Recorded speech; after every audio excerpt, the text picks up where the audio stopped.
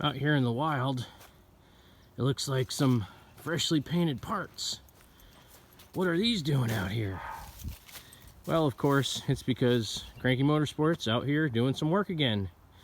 Yeah, so I got the dash for the Roper. It doesn't look perfect. There were many layers of paint on this thing already, so I stripped as much off as I could. I took the decals off because they were all faded and nasty. I'm going to see about getting new decals for it. If not, I'll probably just tape it off and paint it white, and then, I don't know, I have a label maker somewhere that does those plastic kind of punch letter things. If I can ever find the stinking thing, maybe I'll just make all my own labels for the throttle and all that kind of stuff. But dash is getting, it's drying off. I got the little screens here, so that's good. I got the red grill parts, the lower grill parts, the seat spring, all painted up. I'm using my square pan seat on that guy, so that's painted on the bottom. I got to flip that over and paint it. And I have the hood for the Mongrel here. This had been painted 3 or 4 times, and it was kind of really, the outside of it wasn't bad. My dad had actually painted it with automotive paint.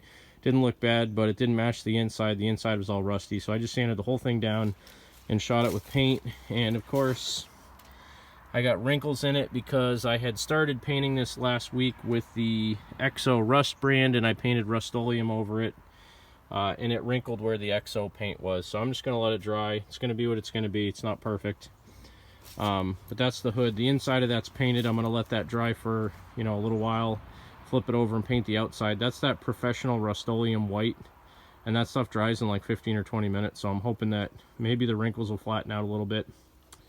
Updates on the 2 projects though. The Roper is still sitting here. I was able to get the dash back off of it. I had just set it on there to see how it looked, and it got stuck because the paint was still fresh, but I got it off. That's why it's being painted. Fenders I haven't done anything with yet. I am going to try to just clean the dirt and the oxidation off those. I don't want to repaint the fenders, even though at this point I know it's not hard to do because I'm this far along in the tractor, but I just don't want to do it. So that's that guy. Haven't done anything to this since last week, except I did paint the top of the grill white. And this I painted, yeah, I think I painted it Saturday. Came out pretty good. There was a couple spots on this that looked like it had wrinkled too because I had put like 5 coats of paint on there. But that looks pretty good. And you know, honestly, the cat yellow, now that it's been dried for like 2 weeks, it really does look really good. I don't mind this color at all compared to the Sears. I got to unmount this tire still, put a tube in it, and I think I'm just going to tube the back tires on this. I did get some bead sealer, but the problem with putting bead sealer on these is the sidewall on the tire is perfectly flat with the rim, because I said before that's a 7-inch rim and a 23 by 850 tire, so they're like perfectly flat. You can kind of see the sidewall doesn't curl into the rim, and they didn't have a really good bite on them. So I think I would rather put a tube in these rather than chance them coming off the bead again. So that's where I'm at with that. I'm gonna break here and see what else I can get done tonight before it gets dark out. But just a little quick project update. I hadn't really done anything on the Roper or the Mongrel in a few days, so I figured it was time to start getting some more parts ready. Mint. Alright, so here it is, finishing up another video in the dark. I realized when I was painting my other seat spring that I'm putting a plastic under the seat gas tank on this tractor, so I needed the big huge U seat spring, and my shifter handle is going to end up hitting that one unless I extend it up and put a different ball on it, which I may do because it's going to be a little bit different tractor. So I had to repaint that guy. The hood for the mighty Mongrel III doesn't look too bad on the outside. There's some, you know, a little bit of hammery, wavy marks on the front of this thing, but just don't worry about that because it doesn't matter. It's the Mongrel. Inside the hood, you can see the wrinkly paint. Again, it's the Mongrel. I'm still doing a lot more than I said I was going to do. I said I was basically just going to bolt parts on it, but in true fashion, I need some shiny paint. So, you know, you can't really see it, but this paint came out pretty good for what it is. I mean, again, the hood's all dented. It's got a few drips on the inside, maybe like right here. Don't worry about those too much.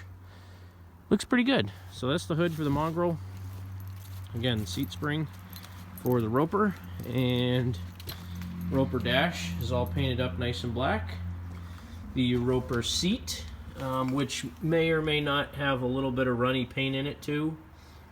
Yeah, it's really too cold to be out here painting, but see, even though I'm taking all this time to do all the paint work on these tractors, they're still going to be Cranky Motorsports special because, yeah, well, you know what? That's just extra corrosion inhibitor, so that on this spot and maybe right over there, I'll never get rust on them. Perfect, man. So there's the Roper, and I already showed you guys the grill for the Mongrel. That looks really good. Mint. And then here's the lower grill for the Roper. Came out really good for what it is. Again, it's just Rust-Oleum, quick paint job.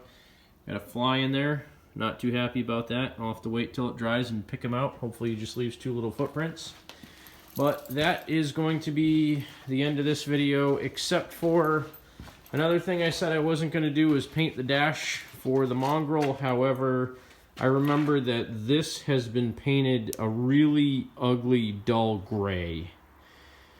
So, took everything out of it, taped it all up, sanded it all down. I was going to paint it tonight, but it's dark and it's like 7 something, maybe 7 o'clock, 7:30, so I may take the time and clean the inside of it so I can paint the inside of it as well. I was just going to paint the outside, but again, if I'm going this far, why not take the extra 10 minutes, clean the inside of it out, wash it, paint the whole thing inside and out, and then make it look nice. It only helps if you ever go to resell stuff. Cutting corners will always find you. Cutting corners like not painting inside the frame, but you never really know until, you know, years go by and you need money. But this